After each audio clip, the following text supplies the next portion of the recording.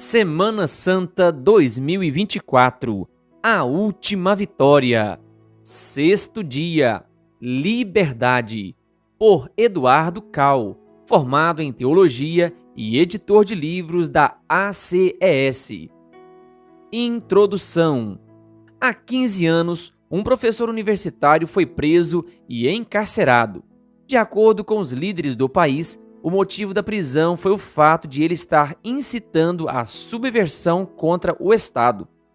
Por ter expressado pontos de vista divergentes e por ter feito parte de um movimento democrático pacífico, esse professor perdeu seu cargo, o direito de publicar seus escritos e a oportunidade de falar em público. Em uma carta aberta, emotiva, escrita da prisão, esse professor disse: "Sinto-me totalmente imbuído de um otimismo esperançoso, no qual a liberdade chegará neste país no futuro, porque não existe força alguma que possa conter o desejo humano de liberdade. No fim, nosso país se tornará um lugar no qual a lei imperará e os direitos humanos estarão acima de tudo. O anseio pela liberdade está gravado em cada fibra de nosso ser. Quando a justiça não é feita, quando a lei não é cumprida, quando pessoas corruptas governam ignorando as leis ou criando leis injustas de acordo com seus caprichos, apenas em benefício próprio, surge no coração o grito de liberdade e justiça. Jesus garantiu que todo aquele que comete pecado é servo do pecado. João 8, versículo 34. Existe maior opressão que a escravidão? Todo escravo clama para ser livre de suas correntes, para viver uma vida em liberdade sob leis justas? Jesus disse sobre si mesmo: "Se, pois, o Filho do Homem vos libertar, verdadeiramente sereis livres." João 8, versículo 36. Hoje quero convidar você a conhecer 3 mensagens do livro do Apocalipse que nos chamam para viver uma experiência de liberdade por meio de Cristo, o Cordeiro que nos representa no juízo investigativo. Desenvolvimento. A mensagem dos 3 anjos. Em meio às cenas finais da terra, Satanás procurará enganar e obrigar as pessoas a realizarem uma adoração falsa, até mesmo sob pena de morte. E nesse momento, que está próximo, Deus nos convida a fugir desses enganos e nos refugiar nele. O importante é seguir o Cordeiro para onde quer que ele vá. Apocalipse 14, versículo 4. O livro do Apocalipse descreve 3 anjos proclamando ao mundo mensagens especiais. O texto bíblico diz: "E vi outro anjo voando pelo meio do céu, e tinha o evangelho eterno, para o proclamar aos que habitam sobre a terra, e a toda nação, e tribo, e língua, e povo." Apocalipse 14, versículo 6. Na verdade, não aparecerão anjos visíveis para pregar o evangelho. Esses anjos simbolizam as pessoas que estão proclamando o importante aviso dessa mensagem. O fato de voarem pelo céu e proclamarem com grande voz indica a velocidade e a extensão global dessa mensagem. Disse que o anjo voa com o evangelho eterno. O evangelho é eterno porque desde o começo do pecado e do sofrimento neste mundo, Deus prometeu um Salvador que iria ao campo de batalha para desafiar o poder de Satanás e vencê-lo. A mensagem do evangelho anuncia que Cristo veio ao nosso mundo para nos mostrar o verdadeiro caráter de Deus e de sua lei.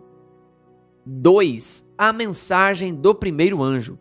O primeiro anjo diz com grande voz: "Temei a Deus e dai-lhe glória, pois vinda é a hora do seu juízo, e adorai aquele que fez o céu e a terra e o mar e as fontes das águas." Apocalipse 14, versículo 7. Para temer a Deus e adorá-lo, devemos obedecer à sua lei. O sábio Salomão diz: "Teme a Deus e guarda os seus mandamentos, porque este é o dever de todo homem." Eclesiastes 12, versículo 13. Não é possível adorar a Deus sem obedecer aos seus mandamentos. E o próprio João nos diz em sua primeira epístola: "Porque este é o amor de Deus, que guarde os seus mandamentos." 1 João 5, versículo 3.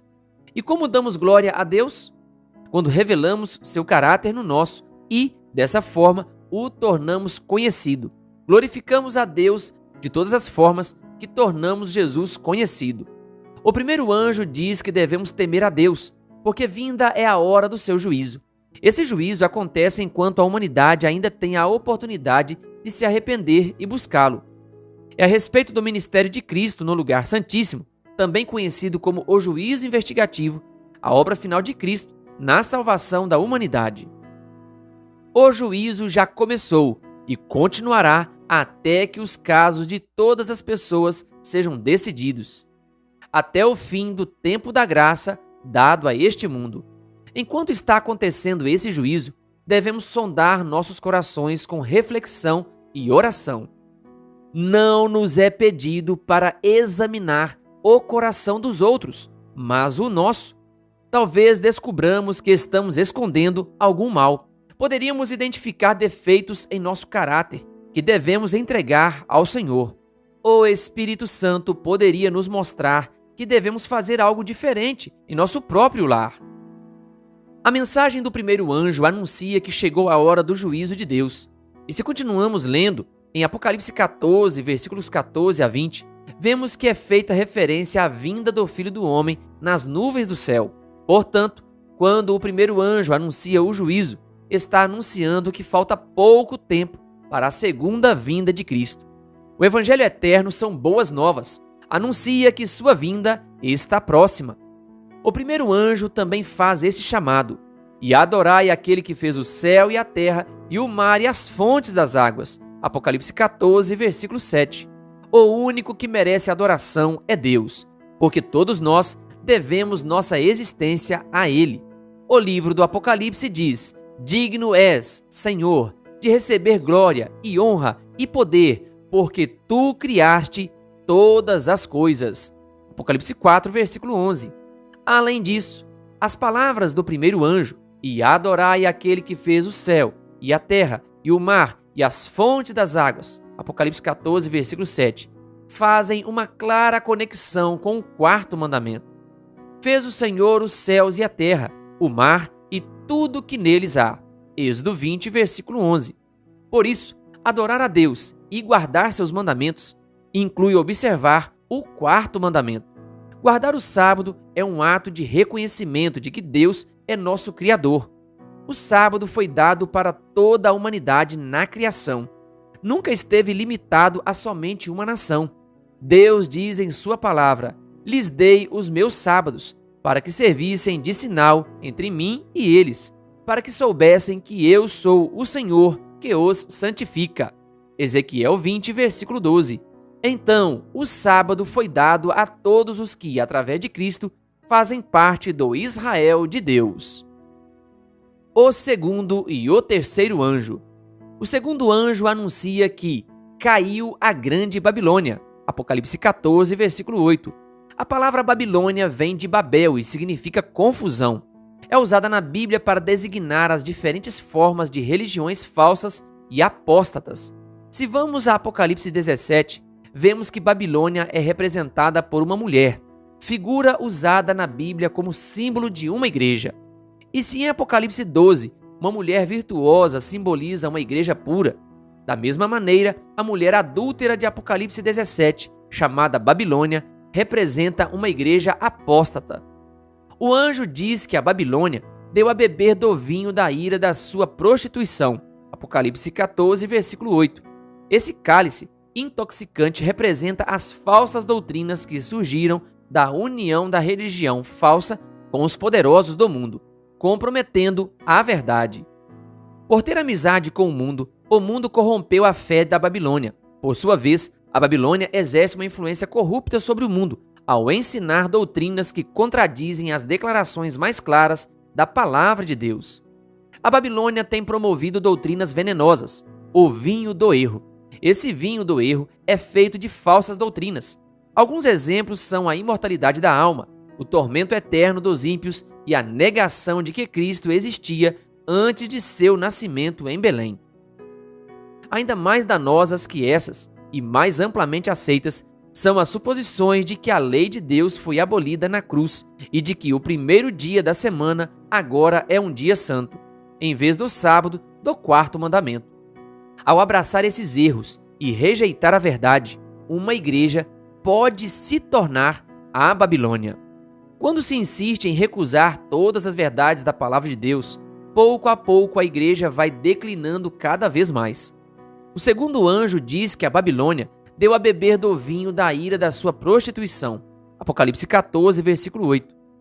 Embora em muitas igrejas atuais seja possível ver um espírito de conformidade com o mundo ou de indiferença para com todas as verdades da Bíblia, a apostasia da qual o segundo anjo fala ainda não atingiu seu ápice. A queda da Babilônia não estará completa até que tenha chegado a essa condição e até que a união da igreja com o mundo tenha se consumado completamente em todo o mundo cristão. Mas existe uma boa nova. Em meio a essa corrupção generalizada, Deus terá um povo na terra que manterá a Bíblia e somente a Bíblia como regra de todas as doutrinas. Antes de aceitar qualquer doutrina, devemos sempre exigir um claro "assim diz o Senhor". Finalmente, o terceiro anjo dá uma forte advertência. Se alguém adorar a besta e a sua imagem e receber o sinal na testa ou na mão, também o tal beberá do vinho da ira de Deus, que se deitou, não misturado, no cálice da sua ira. Apocalipse 14, versículo 9 e 10. Essa besta é símbolo de uma igreja corrupta que passa a ser política e usar leis civis para perseguir aqueles que não se submetem ao seu sistema de crenças errôneas. Ver Apocalipse capítulo 13. O anjo adverte que aqueles que se submeterem a esses erros receberão uma marca e, por fim, enfrentarão o juízo de Deus. Conclusão: as mensagens dos três anjos terminam com palavras muito esclarecedoras. Para aqueles que ouvem e prestam atenção nessas mensagens, é dito o seguinte: aqui está a paciência dos santos, aqui estão os que guardam os mandamentos de Deus e a fé em Jesus. Apocalipse 14, versículo 12. Assim, a característica dos filhos fiéis de Deus é guardar os mandamentos de Deus e ter a fé em Jesus. Ambas as coisas são necessárias para estar preparados para o juízo. A lei de Deus será a norma para medir nosso caráter. Como o apóstolo Paulo diz: porque os que ouvem a lei não são justos diante de Deus, mas os que praticam a lei hão de ser justificados. Romanos 2, versículo 13. Por outro lado, a fé também é essencial para guardar a lei de Deus, porque sem fé é impossível agradar a Deus. Hebreus 11, versículo 6. A Bíblia ensina que só podemos ser justificados diante de Deus pela fé. Quando Deus reduz nosso orgulho a pó e faz por nós o que não podemos fazer por nós mesmos, somos justificados pela fé. Quando vemos que não somos nada, estamos preparados para ser revestidos da justiça de Cristo. Jesus, nosso advogado, intercede eficazmente por todos nós e, pelo arrependimento e pela fé, confiamos nossas vidas aos seus cuidados. Ele intercede por você e, com argumentos poderosos do Calvário, derrota Satanás, nosso acusador. Se você estiver revestido do manto da justiça de Cristo, estará diante dele quando ele vier. Satanás não pode arrancar você das mãos de Cristo. Para enfrentar o juízo, você não deve se distanciar de Cristo. Na cruz, a misericórdia e a verdade se encontraram. A justiça e a paz se beijaram. Salmos 85, versículo 10. Então, olhe para o Calvário. Com a simples fé de uma criança, confie nos méritos do Salvador. Aceite sua justiça e acredite em sua misericórdia. A fé em Cristo é nossa única esperança. Ele foi tratado como nós merecemos ser tratados. Veio ao nosso mundo e levou nossos pecados para que pudéssemos receber sua justiça. Cristo pode salvá-lo de forma abrangente, completa e total. A vida que Jesus nos oferece é uma vida em liberdade. Hoje quero convidá-lo a dirigir seus olhos para Ele, para seus méritos na cruz e seu amor imutável pela humanidade. quero convidá-lo a conhecer pessoalmente e experimentar o que Jesus pode ser para você.